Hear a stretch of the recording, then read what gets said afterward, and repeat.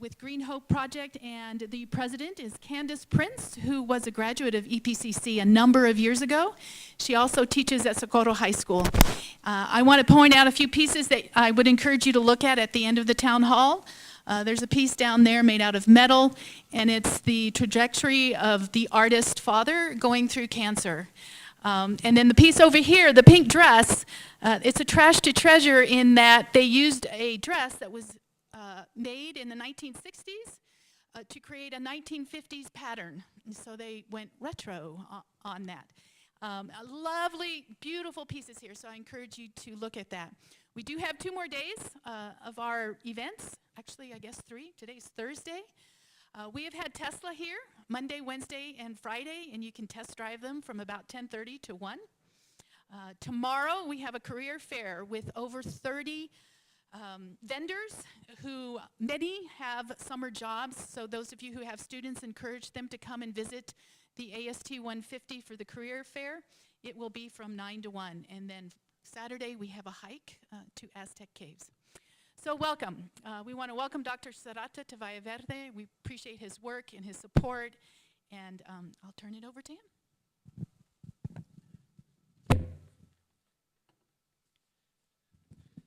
Well, good morning, and thank you, Dr. Pagel. What an honor to be with you this morning. I have a number of slides that I want to go through.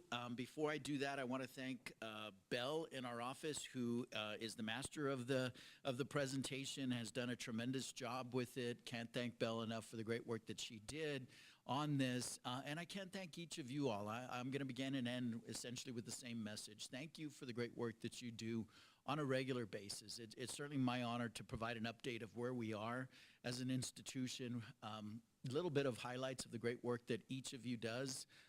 Try to get all of it in there. It's tough to get it all in. And then finally, some recognitions that I think are well overdue. And so we're going to jump right in and just run through it. So our pillars of success, EPCC, we've been working on these for about 12 years now. I think they're incredibly important. We've seen the results of this, focusing on engagement, partnerships and pathways, creating a college-going culture, and completion. We're going to shift a little bit as we go forward, starting late spring into the summer and really launching these in the fall. We're going to focus on entry, and so they're still going to remain EPCC, so no one has to remember anything differently, but we're going to focus on entry and all of the welcoming environment that we provide to students as they enter the institution. We're going to continue to focus on progress. Progress is incredibly important, and pathways have been instrumental to the success of the institution, and so we're going to continue with pathways. Then the first C is going to be completion. And completion, again, you don't reap the benefits of higher ed unless you complete that degree or certificate and continue to move forward. But we're going to really focus on career. This is where the state is headed. This is where our communities are headed. And when we say career, we're really focusing on workforce, students that are in our career technical programs going straight into the workforce or transfer to continue to prepare for their career. I want to start with Dr. Amaya and his team, touch on the good work that they continue to lead at the institution. We'll jump right in with Operation College Bound. We're about 3/4 of the way done with Operation College Bound for this spring. Again, we started this pre-pandemic. During the pandemic, we did it virtually, or we attempted to do it virtually. Kudos to Dr. Maya and his team. Cannot thank them enough. We're current, as of the 24th, we're at about 16 of the 19 events, so roughly 3/4 done. We started this in March. This really provides direct access to enrollment services departments from admissions all the way through registration. The intent is to ensure that students don't have an excuse, don't experience summer melt, don't close the deal, so to speak. So we're going to continue to do that. Dr. Maya and his team continue to do a great job with that. I was at Bowie High School earlier this week, and Dr. Wilson and I were there. Just a tremendous job of ensuring that those students, again, it's so easy. You're a senior in high school, and then right now we're competing with the economy. The economy's paying $14, $15, $16 an hour for starting service industry jobs. We want to make sure that they understand and that they move forward. In addition, Mr. Hinojosa and now Ms. Nadia Rivas, they've ensured that our events are meaningful to our students as well as to our community. And so whether it was Raul Hernandez's Toys for Tots, you see all the individuals that were involved and providing toys to 3 to 5-year-olds, incredibly important, that would not have had a toy otherwise. In addition, some of the past events from Pancake Day on the 28th of February to alcohol awareness on the 6th of March. And then we have some upcoming events. We have a nursing fair as well as finals prep. Semesters go by so fast. But I want to thank Mr. Hinojosa and Ms. Rivas for the great work that they do. In addition, it's difficult to learn when you're hungry. And our team continues to focus on that via the Tejano Mercado. They continue to do good work on that. We saw about 165 students that visited in the fall through March. We've seen about 77. We're able to fund this. I want to thank again Mr. Hinojosa and Ms. Rivas for the great work that they do with this. And we're able to fund this primarily through donations. And so the Junior League, Pepsi, Albertsons, and GECU all provided $5,000 grants for us. Want to thank our faculty member who's also contributed to that. But this is an incredibly important piece. We'll continue to work on this. We'll continue to attempt to expand this as well. Our SGA president, Sigala, and again, Ms. Rivas, they do a great job of representing our students, of being the voice of our students. And you see the different events that they've had. They represented the college at the National Student Government Summit in DC. Again, being a voice for our students is incredibly important. Our K through 12 partners continue to be one of the most important partners that we have, in particular in ensuring that those students are coming straight out of high school, matriculating straight into higher education. We want to make sure that our dual credit and early college high school students are successful. Part of this is through technology. And so Dr. Amaya, Abraham Huban, Nasser, and them, they created a portal that is used securely to share documents and registration material for our partners at the ISDs. And so want to thank them for that good work. Our student educational planner, this technology extends to the student educational planner and to the transfer equivalency. This will allow our counselors and advisors to plan out a student's educational plan by term and allow them the flexibility to change courses as they're going forward. So another great tool that we're continuing to move forward for our community. I see our athletic director off in the far right corner. I want to thank him and our coaches for the great job that they do. Our student athletes continue to compete on the track and field as well as in the classroom. They continue to make us proud. You see that in cross country, both men's and women's teams were runner-ups. More importantly, as you scroll down that slide, you see the GPAs. Our women's team, half marathon and cross country, 3.27 GPAs. The softball team had nearly a 3.6 combined GPA. Our men's baseball team, a 3.27, and cross country and half marathon, both over 3.0 GPAs. Again, we want to make sure that they understand that their student athletes. Cannot thank AD Hinojosa and his team enough. I want to recognize Dana Izinga. The team has named the baseball field after him. They honored him at athletics and El Paso baseball loyalist by naming the field after him. He's done a great job for us, so certainly want to recognize that wonderful achievement. Dr. Amaya and his team continue to focus on what's most important. Again, enrollment, and it's not for the sake of enrollment. The data is overwhelming. Anthony Carnevale from the Center for Education and Workforce at Georgetown has released his latest data. It indicates that 72% of all jobs will require some post-secondary education or training by 2031. So we think of these high school seniors as they're coming out right now in 2024. In about 7 years, hopefully they'll be working on master's degrees at that point in time. But by 2031, 72% of all jobs across the nation will require that. And so we have to ensure that our population has access to that. We've seen about a 3.5% increase from the depths of the pandemic in the fall of 21 till 23, went from about 24.6 to about 25.5. And so certainly pleased and thrilled with that. Also want to talk about, we're not just enrolling students, we're getting them to the finish line.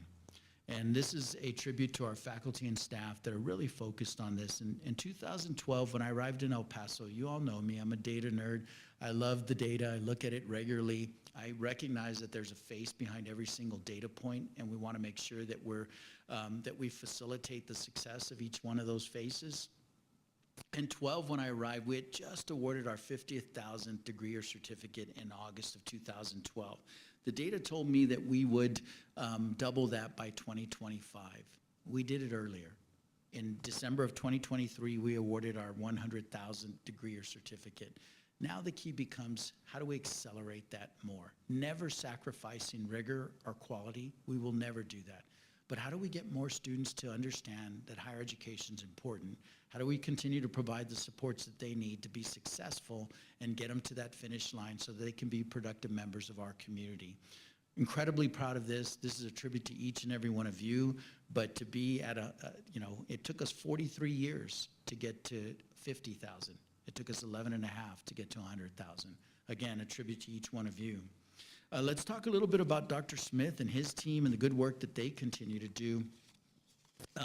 Ms. Lucia Rodriguez and the Family Friendly Task Force continue to do a wonderful job of implementing this. This is the college as well as the Aspen Ascend project. We, at each one of our 5 campuses, have established a designated family-friendly space.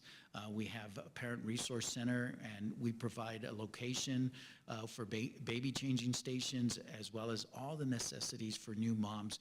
We want to make sure that we're friendly to our families. I know that higher ed at one point in time was 18 to 24-year-olds, and they come in by themselves, and they do this. It's a different environment. And we need to make sure we provide a welcoming environment for those adults and adults that may have children. Again, the data shows that there's 41 million adults in the United States that have credits and no credential. In Texas, it's 4.1 million adults that have credits and no credential.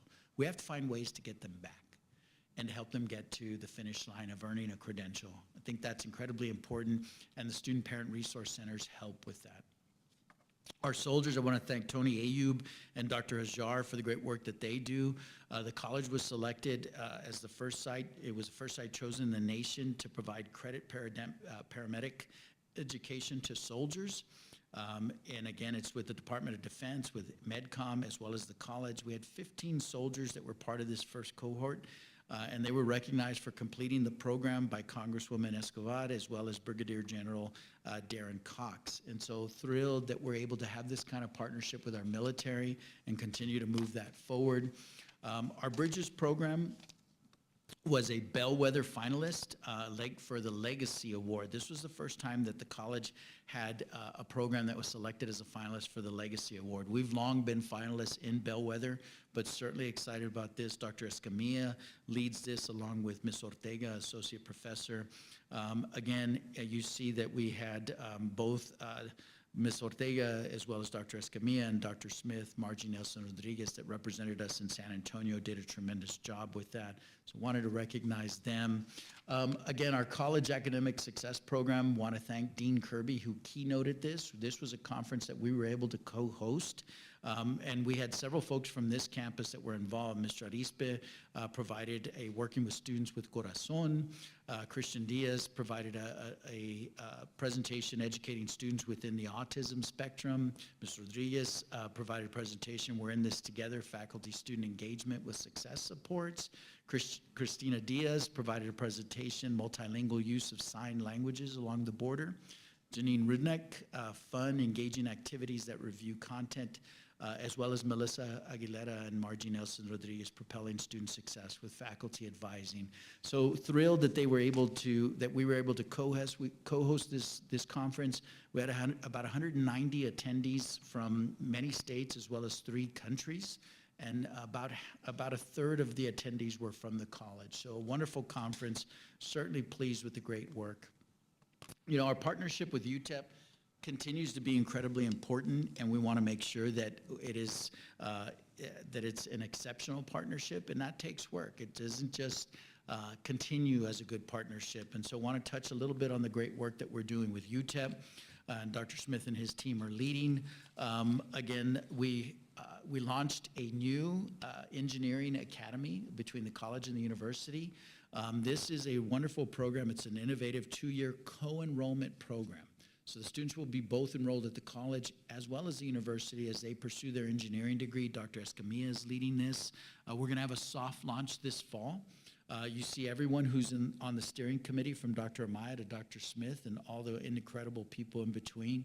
Again, ensuring that we have that opportunity for students. UTEP has an incredible engineering school, and we want to make sure that our students are able to get through the program without losing any credits, without having to take any additional coursework. So cannot thank them enough for the great work. UTEP received a Build Back Better grant from the Biden administration. It's a $40 million grant. It has the potential to be up to $40 million. The college is very much a partner in this. Mr. Blaine Primozic is the lead point person for us, but we want to make sure that we continue to be good partners and that we're able to provide UTEP, because it's, so for every engineer that's produced, you need about 10 technicians for the work that is going to be done. And so we're a part of this, ensuring that we're able to do this and move this forward. Oops, didn't mean to go so fast, my apologies.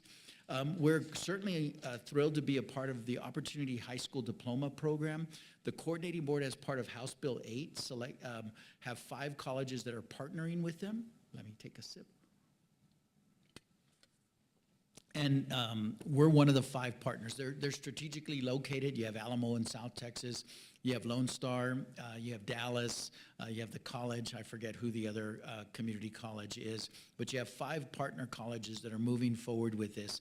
And we're going to focus on, it can focus on any 18-year-old who doesn't have a high school diploma that's enrolled in our career technical education programs, and provide them an opportunity through CBE to be able to earn not only a credential, but to also earn their high school diploma. We're going to focus on the adult that's 25 or over. We're not going to compete with the high schools. They can have students up to the age of 26 enrolled with them and continue to receive funding, but we want to make sure that we're able to push this program forward. We'll be launching this in the fall as well. The Business Higher Education Forum, as well as Business Roundtable, the Texas Association of Community Colleges, Educate Texas, and the Texas Business Leadership Council, we've all come together. We're moving forward with these partnerships. We've identified certificates in occupational skills awards, and you see those from Cisco Networking and a level 1 certificate, all the way through patient care technician, also a level 1 certificate. We're launching this as well. You see that Dr. Smith, all the way through Mr. Jose Caso Lopez, is involved in this. Again, we're trying to ensure that we're providing the kinds of programs and the kinds of credentials that our students need to go into the workforce, and should they choose those programs, we want to make sure that we facilitate their success. Texas Mutual came to us about 10 years ago. And we started, this institute provides workplace safety and health courses to our community, employers, employees, and the public. We've received $1 million over the last 10 years from Texas Mutual. We've had about 25,000 students that have been served. AVP Primozic and Gloria Ceci Maurer have been the lead point people on this. It's an incredible program for us to be able to do. We're one of the few community colleges in the state of Texas that partners with Texas Mutual. And again, as long as we continue to produce, they'll continue to provide these resources. We now have 18 traditional early college high schools. You see them all there, from Mission, that's on the second, on your right, second one down. So we have 18. We now have 19 Pathways in Technology early college high schools. These are really focused on getting students into the workforce. There's some caveats. We partnered and we got permission from TEA to provide education, our teacher preparation. So those are some caveats, but the majority of these are focused on level 1 certificates and Associate of Applied Science. So if students say, I want to go straight into the workforce when I graduate from high school, we want to provide them with the tools that they need to go into the workforce and to earn a living wage, not a minimum wage. And so certainly excited about these. In addition, we're working with Socorro High School to launch Bulldog P-Tech this fall, and we're working with Americas to launch Blazer P-Tech this fall. So we'll have 21 P-Techs.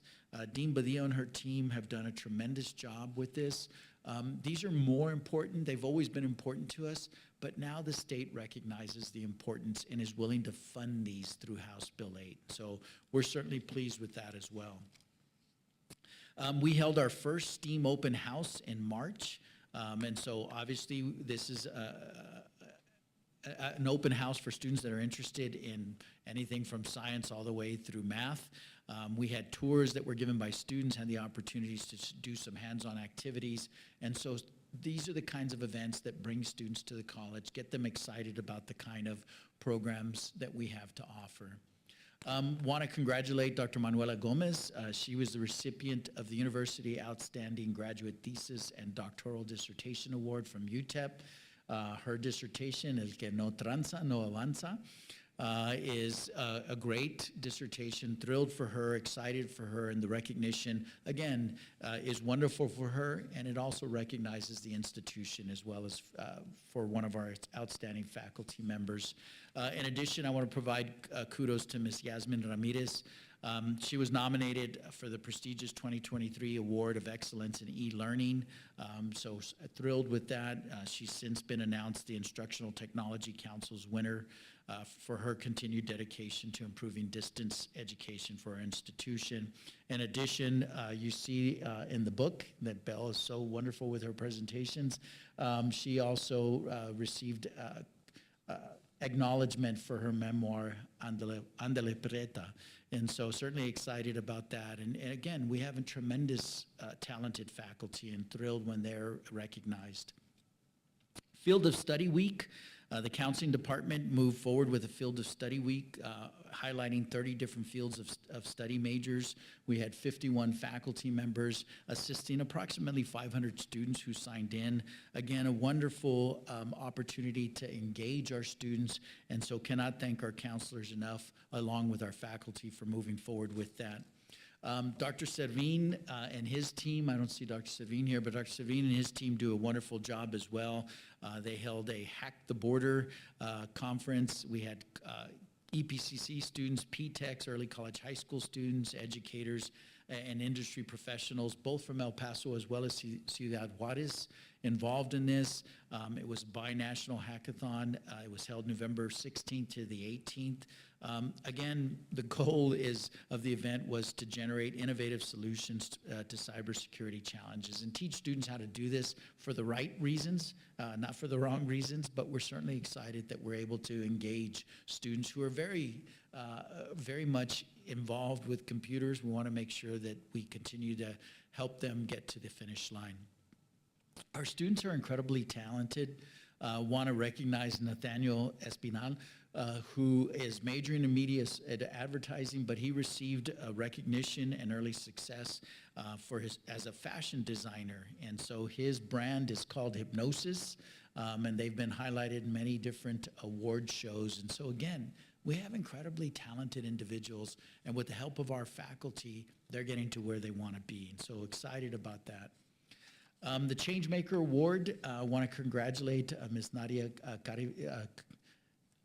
Dr. Smith? Karichev, thank you.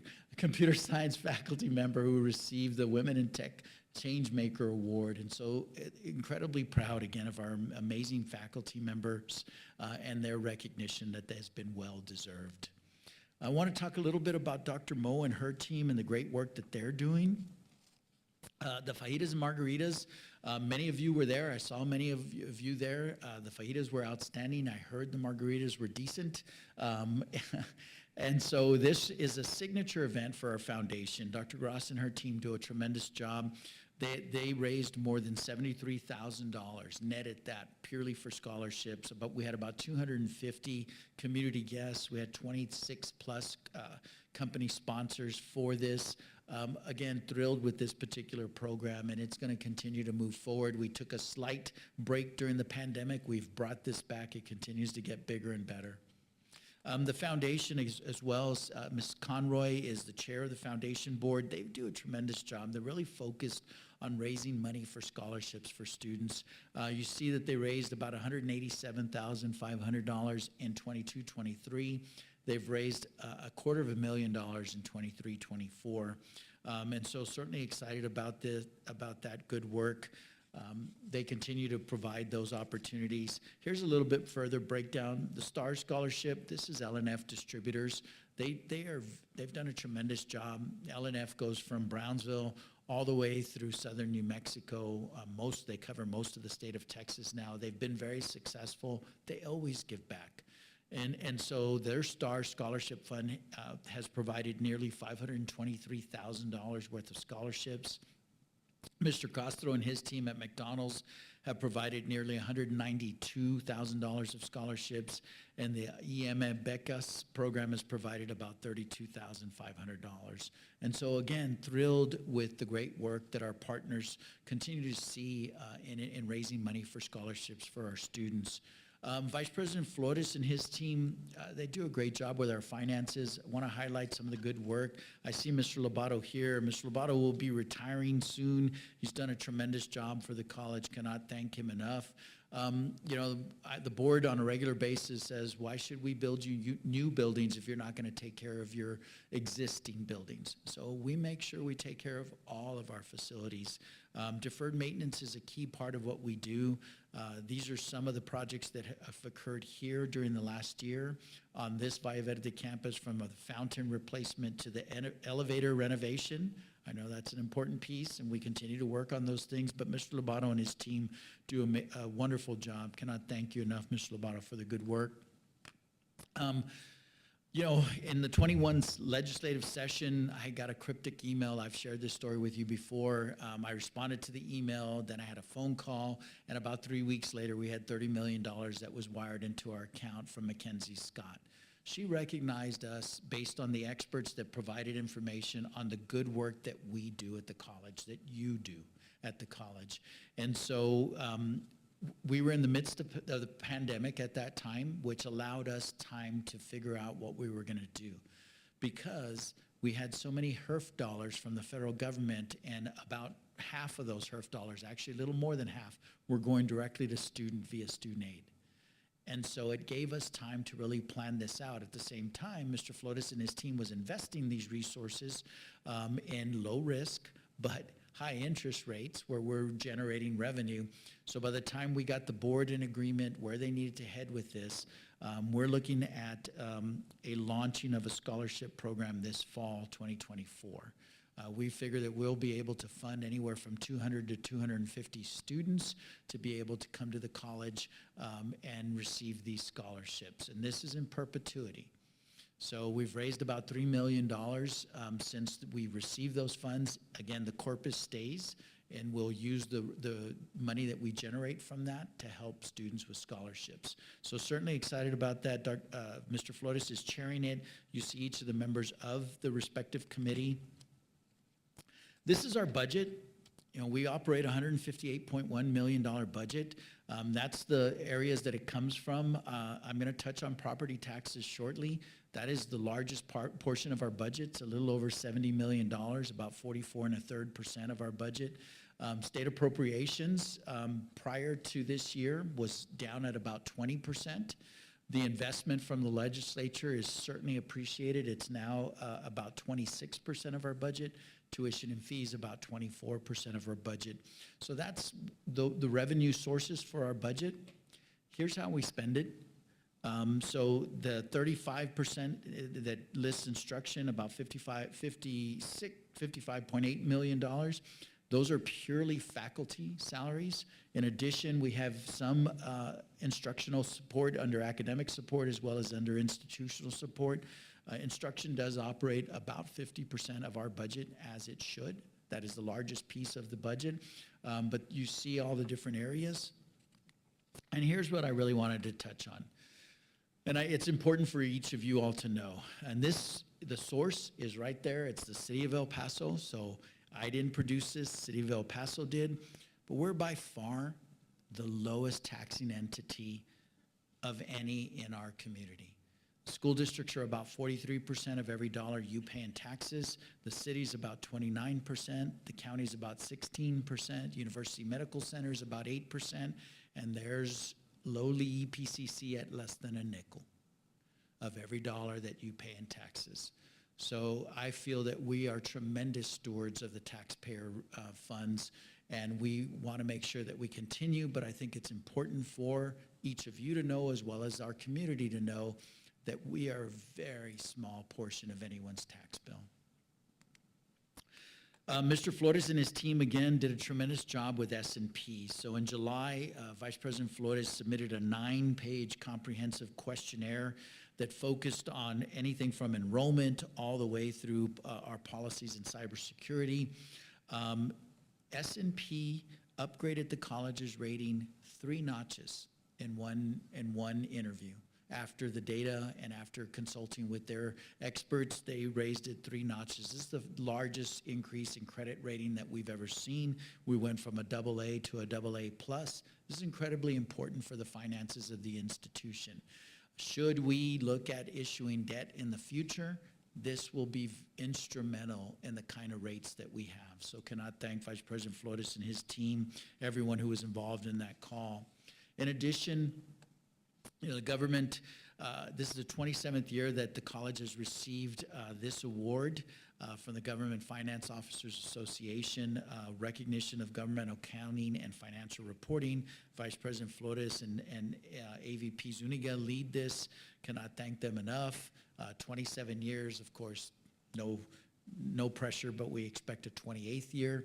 And they've done a tremendous job of ensuring that our reporting is done accurately.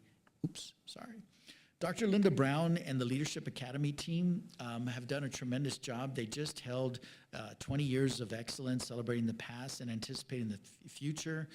They had an alumni celebration, and it was really focused on artificial intelligence. I went. It's a little scary.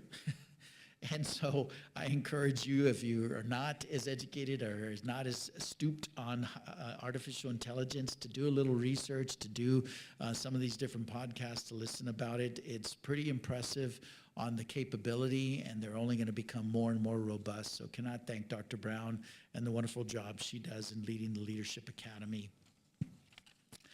We held our 5th annual Sun City Portfolio Day. It was held on the 18th of January with about 400 students. This is the college and our big 3, EPISD, SISD, and YSD, uniting to bring schools from across the nation to guide our students through their college enrollment journeys.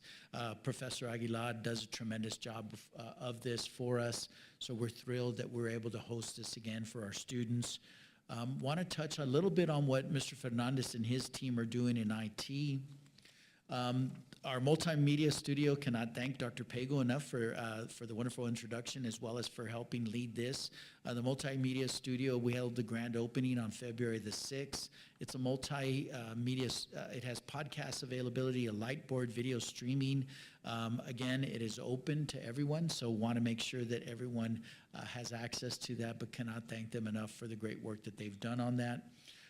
Technical support services, they've completed their rollout of new computers here at this campus, at the Rio Grande campus, as well as the Mission campus. On this campus specific, almost 1,000 new computers and monitors were delivered and installed.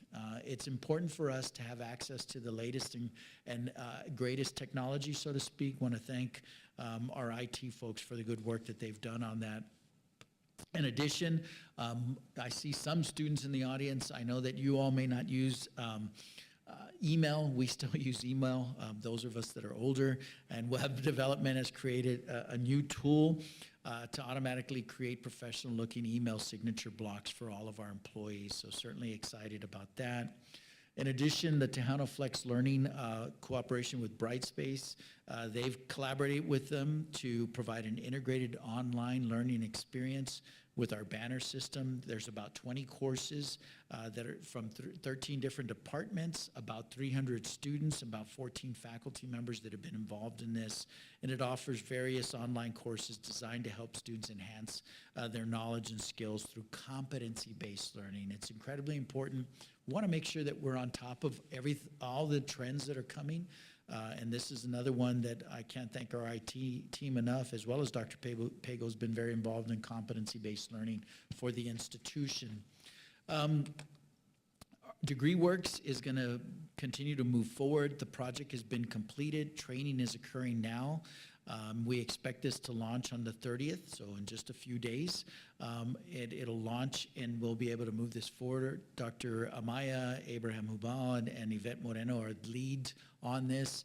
And again, we can't thank them for the good work to be able to provide students with a degree plan online that they'll be able to use. In addition, web development, Aaron Flores and his team are providing virtual tours. Again, want to make sure that we're up to speed with this. And these are incredible. If you haven't gone to our website, I encourage you to do them. Everyone is using these now, where you don't just see pictures of the building, you can actually walk into the building and see these virtually. Again, a tremendous job with this. Want to talk a little bit about Dr. Penley and her team and the good work that they continue to do.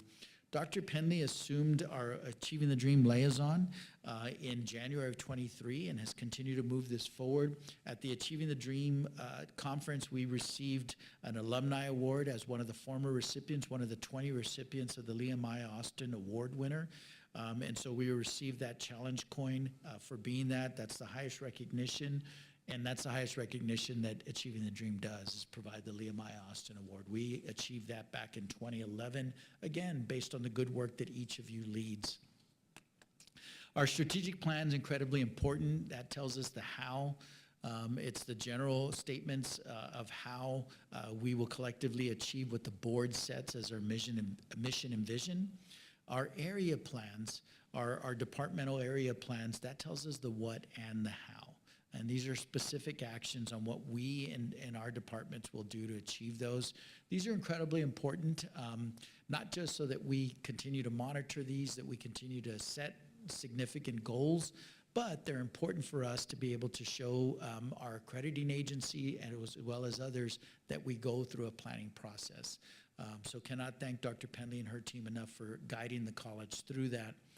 Some of our key performance indicators, enrollment's obviously a key performance indicator. You see what the pandemic did, in particular in 20 and 21, and then we started to slowly in 22. In 23 and 24, we've seen some increases in enrollment. So again, thrilled that we're starting to see those, and we're going to continue to focus on those.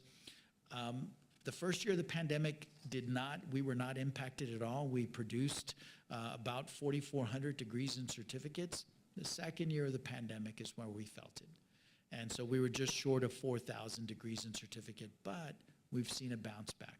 And so we're at 4,133 this last year. My anticipation is that we will exceed that this year, and then we'll continue that upward trajectory. Again, these are important not just for our community and that we get students to the finish line and help them achieve that, but it's important for our funding.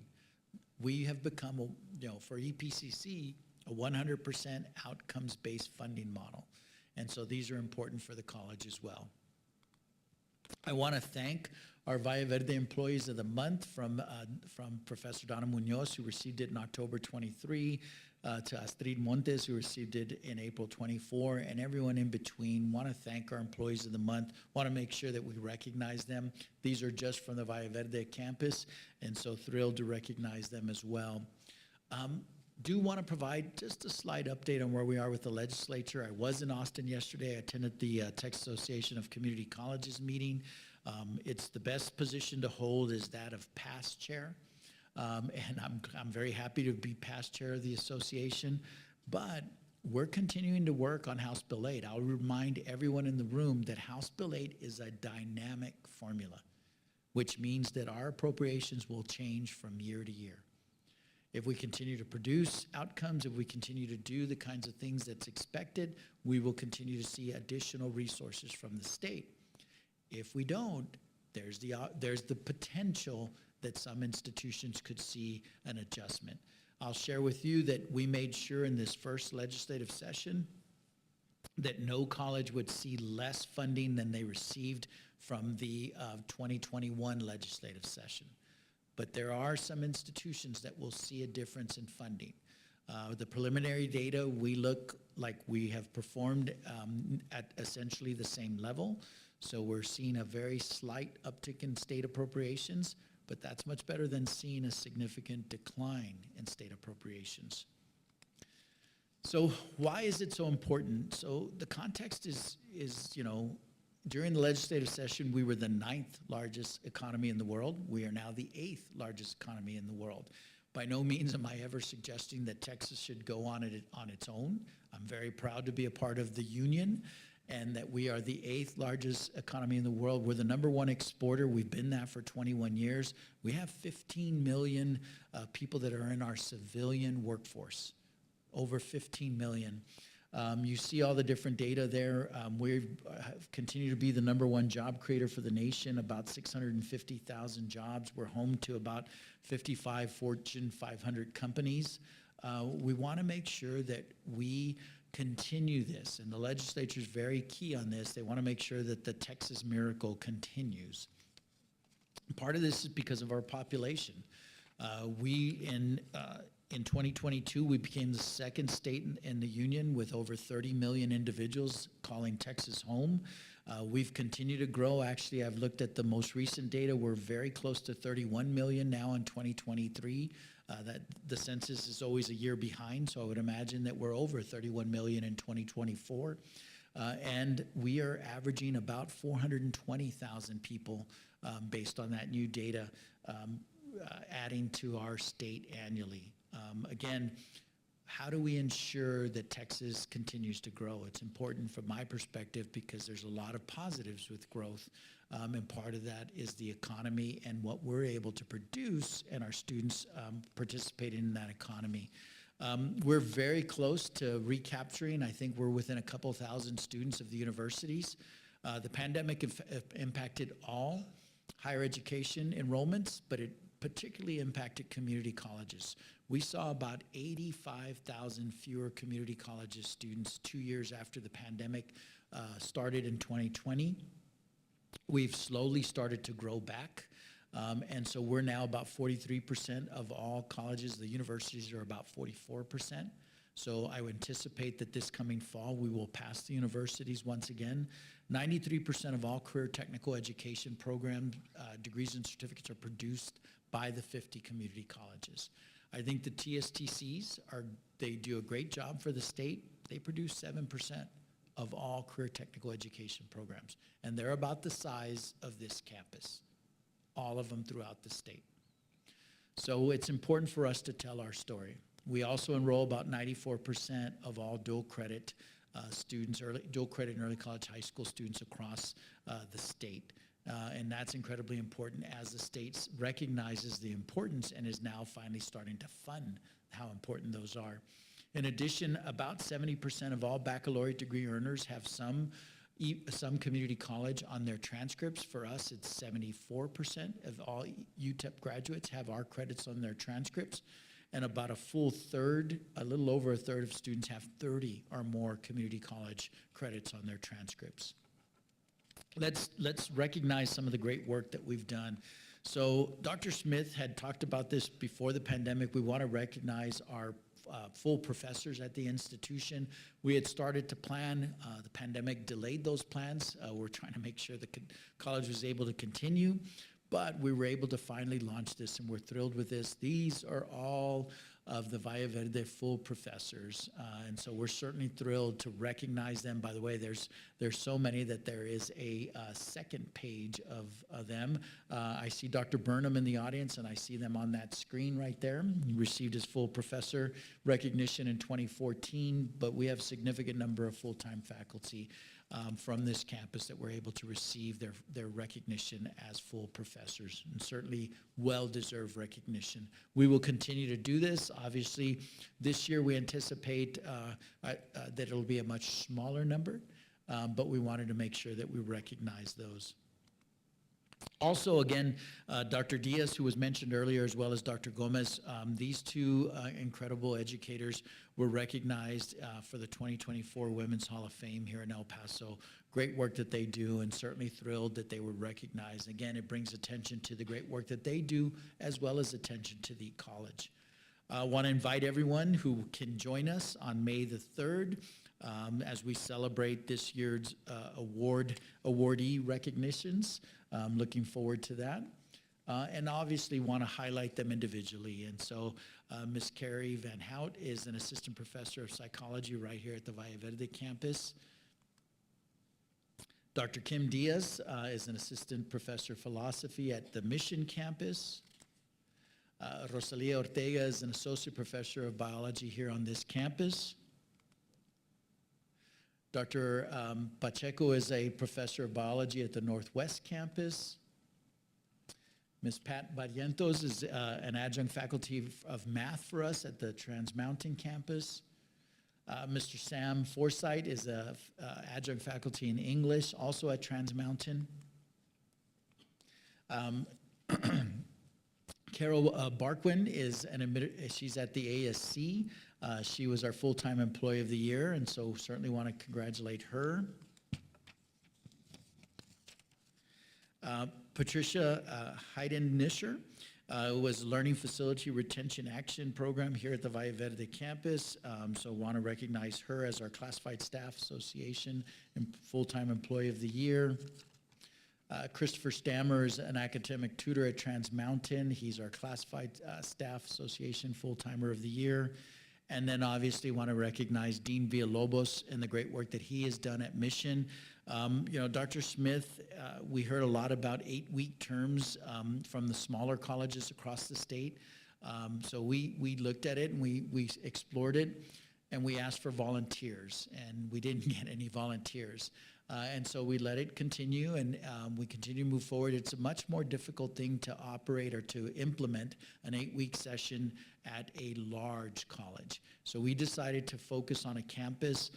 Again, Dr. Smith asked for volunteers. Dean Villalobos stepped up, and his team at Mission. They did it right. They explored it for a year. They planned it for a year. They moved forward this past fall. The preliminary data is overwhelming on the success of the students, both on retention as well as success. And so we felt that Dean Villalobos deserved our President's Excellence Award, and so thrilled to recognize him and look forward to that as well. That's all I have to share. I cannot thank you enough for the great work, again, that you lead every single day in making this institution what it is and facilitating the success of our students. And so I can't thank you enough. And with that, I will open it up for questions.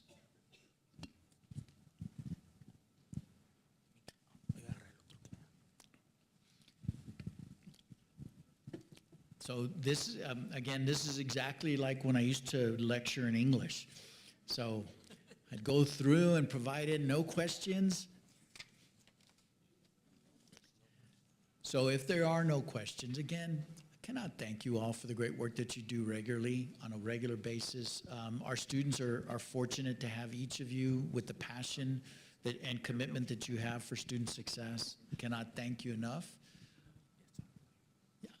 Hi. Hello. My name is Abigail Bell. I'm from the Townhall Tribune. Yeah.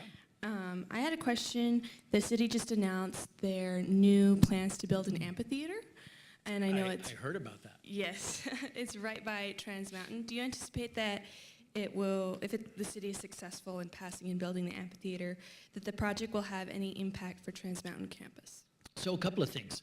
I do anticipate if the city moves forward with that plan, and by the way, it's a plan with our money, so I would hope that they do move forward with some plans that all of us could utilize in our money as taxpayers, is what I mean. And so I would anticipate that it'll provide much more visibility to the Trans Mountain campus. The college owns a significant portion of land surrounding the Trans Mountain campus. I would imagine that the city will reach out to us, and when they do, the board and I will be ready to listen to what the city has. Right now, I do not anticipate that it'll impact parking at our campus. We have significant parking at Trans Mountain, fortunately, and it's going to be across that roadway. I forget what the name of that small roadway. What is it called? Yes, that roadway that separates us where Cohen used to be, Cohen Stadium used to be. That's where I believe the amphitheater will be. So I don't anticipate that it'll impact the campus other than visibility, and certainly excited about that visibility. Should the city build an amphitheater, it is the city's responsibility to build adequate parking for that amphitheater, and I'm sure that we'll have those conversations as we move forward. Yeah, of course. So I always anticipate a question on salary enhancements, and I haven't had it on any campus. And so I will let the board know that our faculty and staff have no expectations of salary enhancements. The board, that hurt, Dr. Burnham. Yeah. So I do anticipate, obviously, that the board will move forward with a salary enhancement. I would imagine it'll be more in line with what we've done in the past as inflation continues to come down, and we're looking forward to that. But we, Mr. Flores and I and the team, will be advocating 3 to 4%. We'll see where the board is, but that is where we want to be. We want to make sure that we certainly understand prices of everything have gone up. We want to make sure that our employees are able to deal with that as well. Again, I cannot thank you enough for the great work that you do. It's my privilege to share the great work that you do on a regular basis. Cannot thank Dr. Pago and the team here at Valle Verde for hosting us in this beautiful facility. Every time I come to this campus, I'm excited about what we have, and we're going to continue. Mr. Lobato, who left, he and his team will continue to work on the current facilities and making sure that we do our due diligence with regards to deferred maintenance. So thank you all. Have a great day. Look forward to seeing everyone at commencement. Thank you.